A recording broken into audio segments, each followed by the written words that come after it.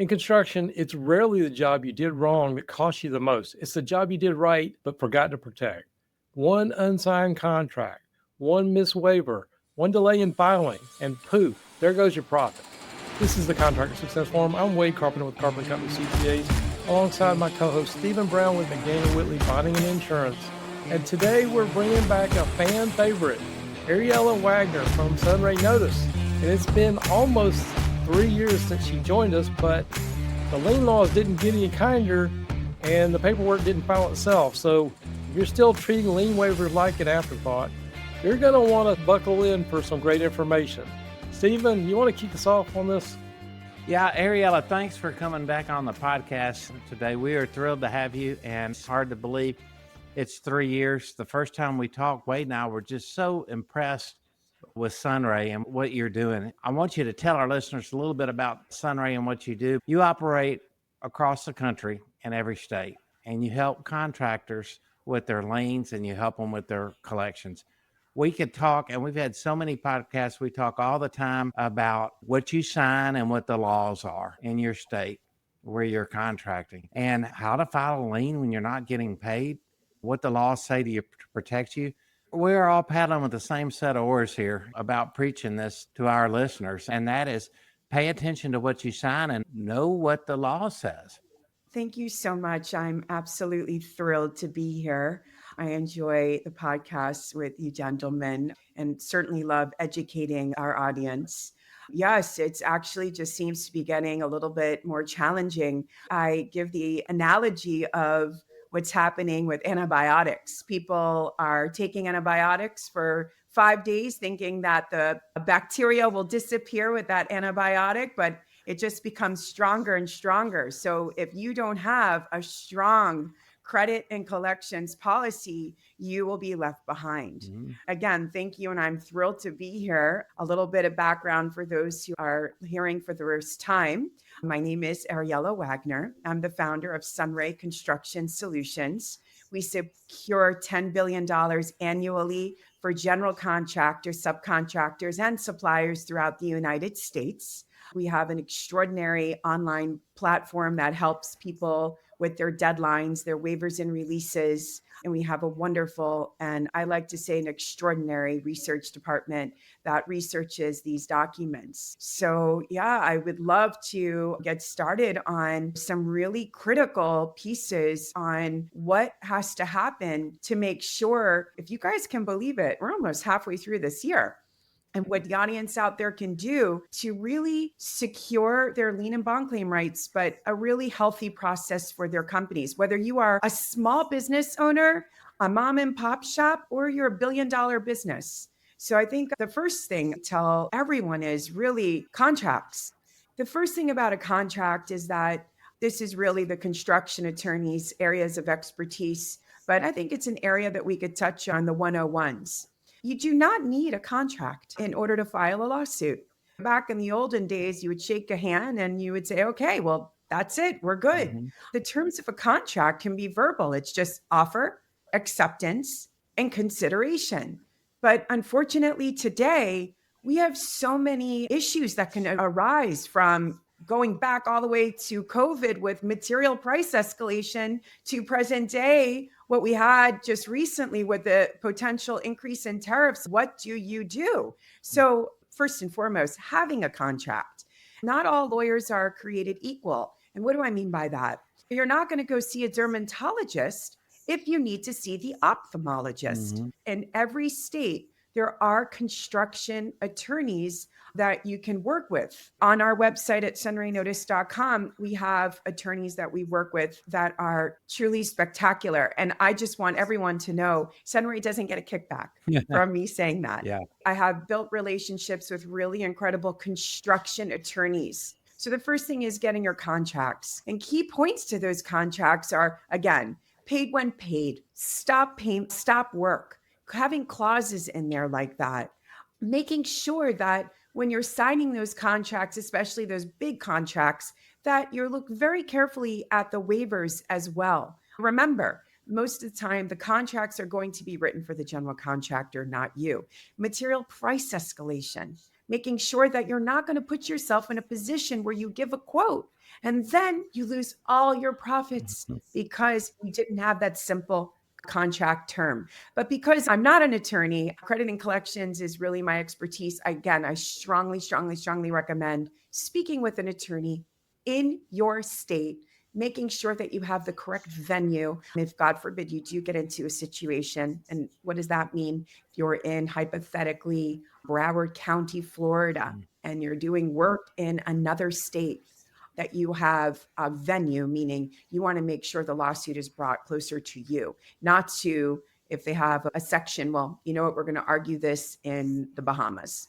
So little key, very important terms that you should always have an attorney look at. So I'll bring it back to you guys as the accounting experts. What do you think? Well, no, Ariela, as far as your comment about getting a construction-oriented attorney, we always preach on our podcast about your board of directors. You want to get the best you can. Best construction-oriented CPA, the best insurance agent, the best bonding agent, the best banker that knows something about construction, and the best construction attorney, and the best lien protection waiver rights advocate in Sunray. Yeah, add that to your board of directors. Thank you. Yeah, that is an area we could definitely touch on. But the waivers is a podcast that we could probably spend 2 hours on. The biggest thing about waivers is not just signing it. At Sunray, we have very conditional language on all of the waivers so that if customers do end up signing something, it's always conditioned upon payment. Because all too often, unfortunately, people, whether they mean to or they don't, they can give away their lien rights. And that's one of the first things attorneys actually will look at in lien foreclosure cases. They'll look immediately at the waivers and releases. But that's definitely a 2-hour podcast. Yeah, they're holding your retainage hostage till you sign what they want you to sign. Yeah. And unfortunately, as the attorneys will say, he who has the gold rules. So you have to be very careful with your cash flow and make sure that you don't put yourself in a position where you were waiting on that 10% retainage, and that could have been your profit. It's a big one for many, many, many subcontractors and suppliers out there. I'd like to pivot to some things like the credit and collection policies that contractors don't really think about. Would you say it's fair that most contractors extend more credit than their local bank and they do less due diligence on it? Absolutely. I think what happens are several factors. The first is, how do we most importantly help the audience that's listening? It's really sitting down. If someone put me out in the field, I think I'd be fired in a matter of 45 seconds. Unfortunately, I would love to be able to build a building, but it's just not my expertise. But what's essential is going into your office, taking a podcast like this one and documenting it. So for the audience that's listening, there are some key points that we could help you with. And I think the first one is clear credit application and job information gathering. Why does it matter? So without a complete and accurate project details, you can't secure your lien rights properly and vet your customers. You should require a credit application. Now, for the GCs out there who are working directly for the owners, one of the most critical pieces of the credit application, or not even the, pardon me, for the GCs that are signing contracts, before we go into the credit, I do want to say this. You definitely always want to have the husband and the wife sign the agreements. The main reason you want both husband and wife to sign if they're a married couple is because if it ever comes down to it and you ever get a judgment, there's ways of playing games where you can only go after the husband or you can only go after the wife. So you always want to make sure you have the husband and the wife signing your credit applications. But really, it's the subcontractors, the suppliers that need to be smarter about what they're giving away. When you have your credit applications, again, you have it signed. Job specific details. So you want to make sure you know who's upstream. All too often, I'm seeing a lot of companies where, okay, well, I have an agreement with a sub to a sub, but they don't know who the prime is who's working directly for the owner of the property. Now, remember, everyone, the money trickles down. The owner pays the GC pays the subs pay the supplier. So knowing who is upstream is very important. Whether you use a service like Sunray or you do it in-house, And why it's critical is everything like a marriage is magnificent in the beginning, but when you get towards the end, sometimes things fall apart. So you want to have all of your ducks in a row. Again, you want to know if they're on the notice of commencement states, is there an NOC? If I'm on a project, is the project bonded? And include your terms and your conditions that support your lien rights, personal guarantees, and recovering legal fees in your credit applications. Yeah, that makes perfect sense. And so many times you'll be a lower tier on a contract and you don't know what, for example, the general contractor you're working for is agreed to with the owner. And they pass that conditions right on down to you. And it's in your contract that they want you to sign and you don't know what it is. For example, one of the things that pops up all the time is just liquidated damages. You're liable for any liquidated damages that the general contractors agreed to, and you don't know what those are. Do you see that too? I think there's little issues for GCs that are different for subcontractors and suppliers. The smaller general contractors need to address is first and foremost making sure they do have all of their I's dotted and their T's crossed with a really rock solid agreement with the owners. Mhm. Another issue is making sure that I always try to explain it this way. If I had to explain a painting to a blind person, and you had to explain a painting to a blind person, how would that drawing come out? Would it come out the same exact way? And I don't think that would happen. So I think really documenting what you're going to do for your customer and showing them, and most importantly, signing off on it. Here's a simple one. Someone wants a paint, a specific paint. It's their first time choosing a paint color and they love blue. Their home may look like a fantastic Greek restaurant. What they didn't realize is they meant to use a baby blue. It's really important to document what the customer is looking for and communicate. And not only communicate it, demonstrate it in writing, demonstrate it in pictures. And when you are done, take the pictures and confirm with the customer that they are in fact happy. So that when things are done at the very end, the customer cannot come back and say, and these are for GCs working for owners of properties, making sure, again, and it sounds simple, and it is simple, but you take that extra, oh my goodness, maximum 3 minutes of your day at the end, take a picture, have the owner sign, yes, I'm happy with what happened. So that when you get to the end of the project, everything, the communication is stellar and you don't have any issues. Mm-hmm. So again, that should be in your contract, but you want to have it documented on a daily or weekly basis with the owner. But I do want to go back to what we were talking about. So subcontractors extending, it's really the people that extend a lot of that credit are the suppliers. And if you are extending credit as subcontractors, just remember, you're not a bank. And generally speaking, there are very specific statutes that you can only receive, I'm pretty sure, so my apologies, don't quote me on this, but very specific states where you can only earn a certain amount per month of interest on the contract if you don't have it in writing. Mm-hmm. You're not a bank. You're not going to earn right now. You could probably earn 8% on your money. So if you wanted to be a bank, just call yourself Bank of General Contractors or Bank of Subcontractors. You do want to be very careful because you're never going to earn that interest back. Not only they're using your services, they're also using your money. So you want to be very careful with who you are, your credit applications. But what do I mean by being careful? Again, when you're giving a credit application, you're asking for specific. You're not only giving them your name, you're finding the credit worthiness, you're asking for references as well. Do they pay? How often do you have 3 or 4 people, they put their names down? You need to call those people. You need to confirm that they're actually good at paying their bills.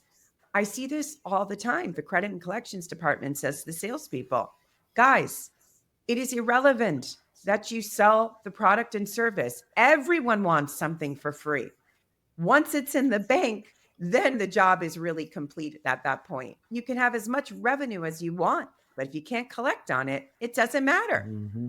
Yeah, that's a great point. And sometimes even the smallest mistakes can lead to some really big lost money. But what's the smallest mistake you've ever seen a contractor make that cost them the most money? Give us a case study. Yeah, I think it's so interesting because the first thing that comes into mind, and I'm part of this problem, but that's because God made me a woman and I have estrogen. So I think it's emotions. What? And you could say, wait a second, emotions? What does that have to do with construction? It has everything to do with Absolutely. construction.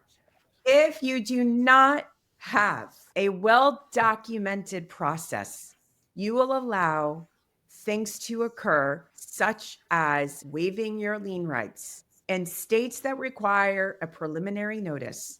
If you are working directly for the GC, or if you're working for anyone other than the owner of the project, you're required to send a preliminary notice. If you are afraid of giving a contract because you're going to lose the job, you'll lose the job anyways. Then you don't want to be in the job. I think the biggest issue I've seen in my 19 years is emotion.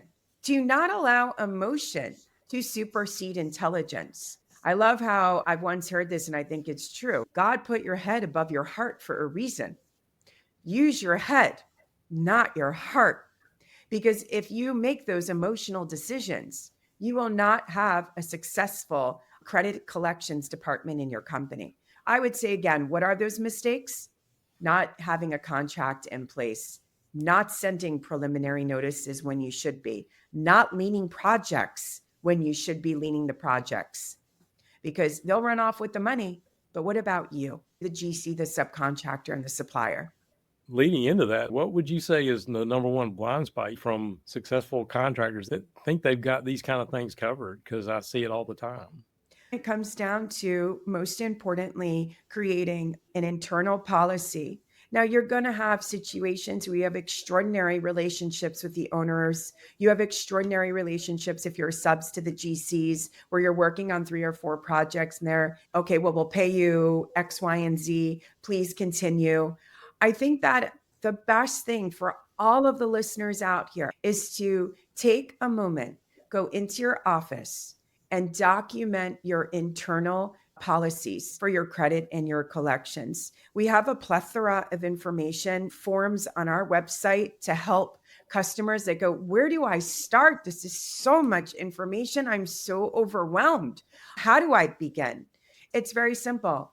I don't really like the expression, how do you eat an elephant one bite at a time? Because I happen to love elephants. But the truth is, there's so many pieces to this. Where do you start? And that's what we were talking about. The first thing is getting a good attorney, making sure you have your contracts. That's number one. And then number two, making sure that you have a good process in place for your collections. What do you do there? You have to make sure 30, 60, 90. What does that mean? That means if they're past due 30 days, what do you do? What do you have your collections department do? And as business owners, you're running around like chickens with your heads cut off. But take the 15 minutes once a week, call it Thursday morning at 8 a.m. to do an AR check-in.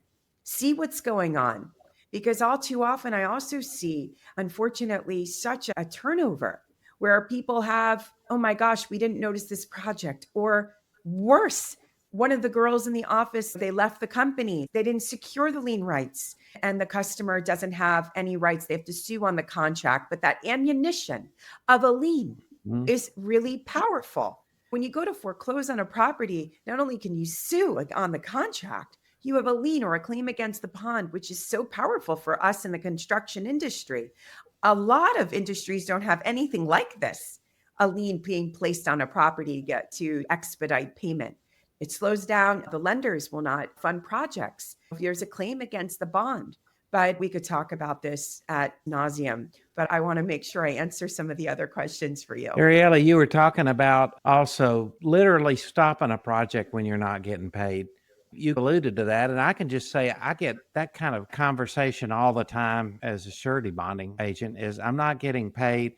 What do I do? With this affect my bonding? And I always tell them, if you have documented everything properly and you have a good contract and they're not paying you, then talk to your attorney immediately and stop the job. Stop working. Stop financing something you're not getting paid for. You have to be really careful with that one. Yeah, I know. You have everybody's tiptoeing around that subject.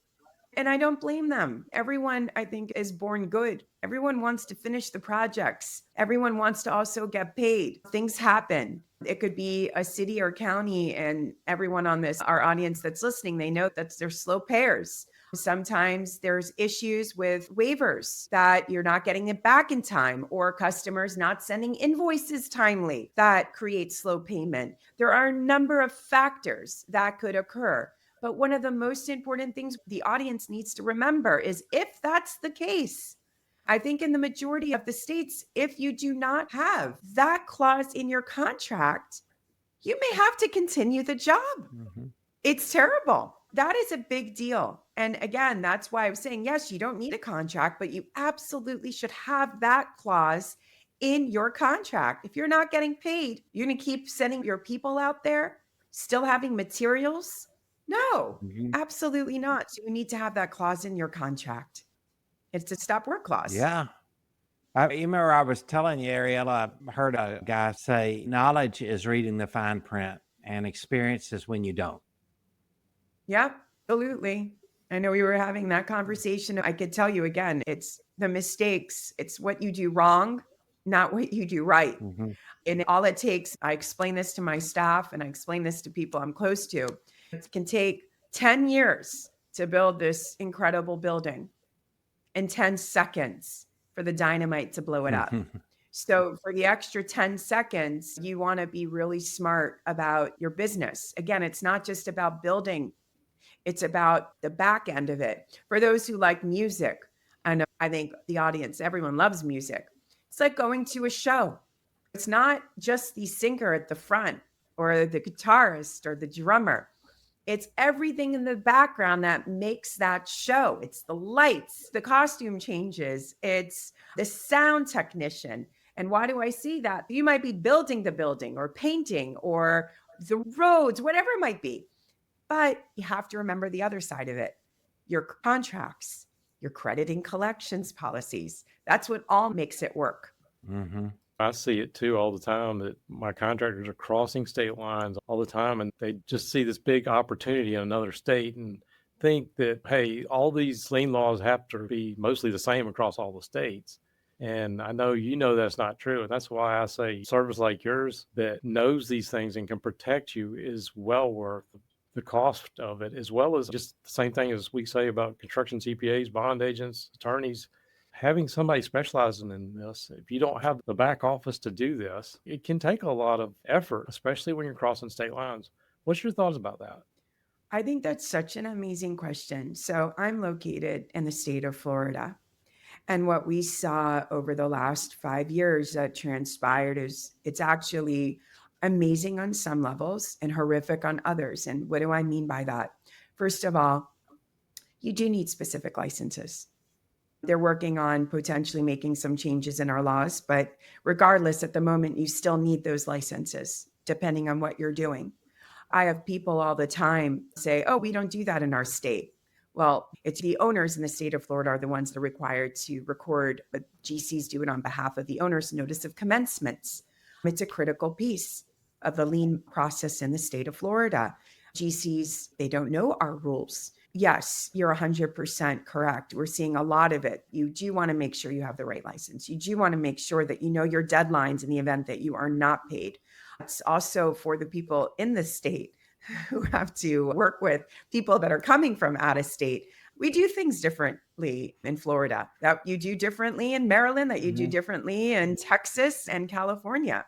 We have different cultures and the way we do business. Not everything is just black and white with credit and collections. It's also building relationships and knowing how to work with Texans versus Floridians versus people from California when you're crossing those borders. I really appreciate you saying that and trying to understand that expression of perfecting a lien, kind of a legal expression. But to me, I think of that as making your lien perfect.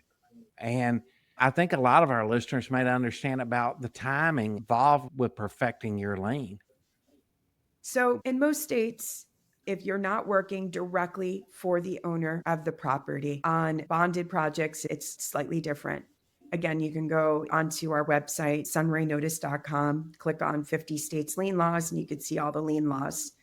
But to give just simple numbers, so if you're not working for the owner, otherwise, if you're not in privity with the owner and you're crossing lines and you're a specialty subcontractor, you have only 40 days from first furnishing labor and material to send what's called a notice to owner in the state of Florida. And a lot of companies out there actually hurt customers because they have it as 45 days. Now, here's a little trick. A notice to owner in the state of Florida has to be received by the 45th day, not sent and stamped by the post office. So when we speak about perfecting lien rights, that's a little issue that can transpire if you don't know the rules. Okay. And then you have 90 days from last furnishing labor and material to file your lien. Now, what does that mean? It's very simple. It has to be recorded in the county in which the company is doing work in, has to be served by certified mail to the appropriate parties. And then what? Then perfecting it. So when the attorneys receive a preliminary notice or a lien, that they have the ammunition to really foreclose. And as I said, maybe 400 sentences ago, not only foreclose on the property, but also file a lawsuit on the contract that they have. So perfecting your lien rights, a lot of people, I could just file a lien. I'm from Oklahoma. I'm doing work in Florida. I'm a subcontractor. By the way, totally different laws, totally different processes. And if you go and think you're going to do that, your trip to Florida, I hope, was a wonderful vacation because you may not get paid. Yeah, right. Wow. I mean, we've talked about the hidden way that our listeners may be financing a project, but we also talk about credit worthiness when you're extended credit. And we talk about what to do when you're not getting paid. And we've talked about what services you provide. How would people get in touch with you? And what generally do you do when someone wants your services? Well, first and foremost, when someone wants our services, what I really want to make sure of is that they understand the processes that we discussed on this call. It's not just doing it one time. It's developing an internal process in your company. So our customer service managers will make sure that, and we don't charge for this. It's part of just the Sunray experience. It's very economical to pay as you go service. They can find us online at sunraynotice.com. They can reach me. My email is ariela@sunraynotice.com.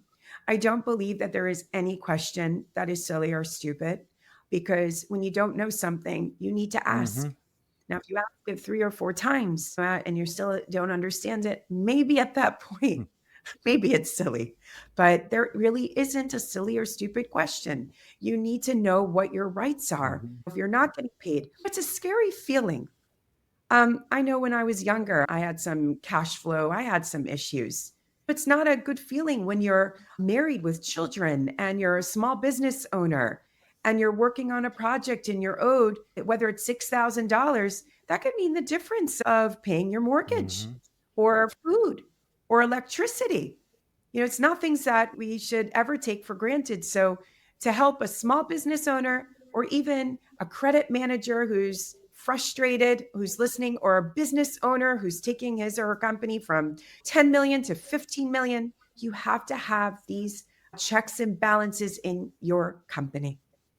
But yeah, they could find us through sunraynotice.com, Ariela@sunraynotice.com, and I'm happy to help anybody. Okay, that's great. And I think of this like all the people think of, they've got their spouse or significant other doing their books. And it's okay, well, it's just I'm saving money. But one of those missed deadlines, somebody keeping up for you, that is well worth the price of doing that. If your spouse or significant other, those kind of things get missed, then I think that yours is a great service. And we really appreciate you coming back on and talking with our listeners today. We'll put Ariela's contact information in the show notes, and we'd love to have you back on sometime soon. If our listeners have any questions, please put them in the comments below. We'd love to hear some feedback, and I'm sure we could probably get her to chime in on too as well on YouTube or wherever you're posting it. But we appreciate you listening to us. This has been the Contractor Success Forum. We do this every single week, and we appreciate you being here. If you would, please share, subscribe, do all that stuff that helps us out, and we will see you on the next show.